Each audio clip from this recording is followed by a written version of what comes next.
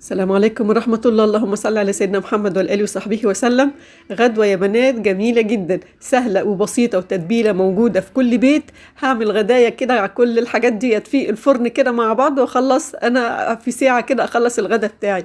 يا رب الفيديو ينور رضاكم وتنفذوه. متنسوش اللايك والاشتراك في قناتي، وتعالوا يلا نشوف الوصفة بتاعتنا. هنعمل الاول التتبيلة بتاعة الفراخ. انا عندي بصلتين صغيرين او بصلة كبيرة، 4-5 فصوص توم، وطماطميتين برضو صغيرين او واحده برضو متوسطه او كبيره، مع قرنين فلفل الوان احمر واخضر.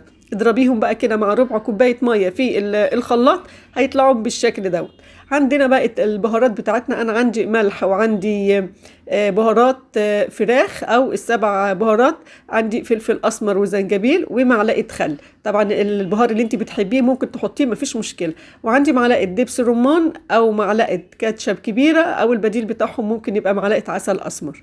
عندي بقى كميه الفراخ، سواء انت فرخه مقطعاها او مثلا اوراق زي كده، او حتى بالاجنحه، هتنفع يا بنات. التتبيله ديت جميله جدا.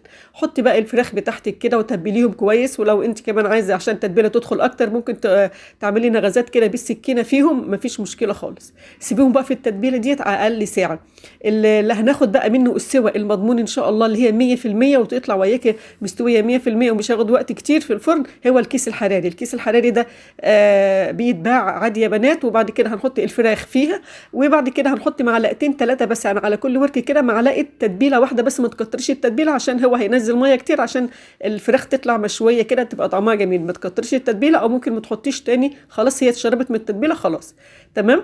قفلنا بقى الكيس بتاعنا كده، وهنحطها بقى السوا بقى ايه حنان على حراره 200 في الرف الاوسط. هتاخد من ساعه الا ربع لساعه.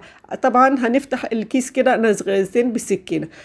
طبعا اللي هي لو هتاخد وقت اكتر، ممكن انت لو عمل فرخه نفس الطريقه ديت، لو فرخه طبعا هتاخد حوالي ساعه ونص، على حسب وزن الفراخ يا بنات الوقت بتاع السوا. بعد ما طلعناهم، بصوا ما شاء الله تبارك الله، يعني بصوا مستويين على الاخر. بص اللحمه بيضه ازاي وزي الفل، طعمها خطير يا بنات، تحفه والله.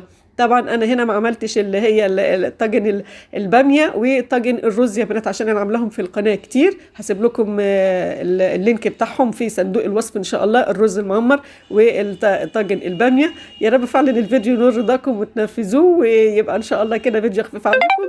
الف هنا والسلام عليكم ورحمه الله.